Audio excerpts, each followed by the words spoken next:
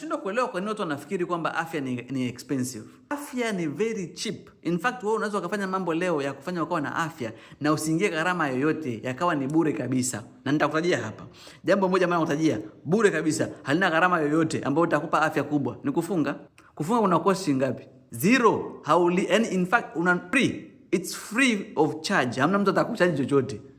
That's cha kwanza. Cha pili, wewe kutoka hapo nje kwao kufuruka kamba au kupiga push up kwenye ngazi zako au kufanya sit ups au kurukaruka hapo au just mazoezi basically, ukatumia nusu saa yako, how much does it cost you? Inakukost hiyo nusu saa tu, inakukost muda. That's the only thing. Kupiga push up hapo nyumbani kwako na sit ups, it's free. Jambo la tatu, resting. Kupumzika kuna cost ngapi?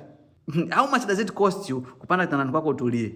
Kuambia watoto sikilizeni, nendeni macheze kule, naingia hapa ndani nipumzike, msinisumbue. Just to relax your mind, utulie. How much does it cost you to do that?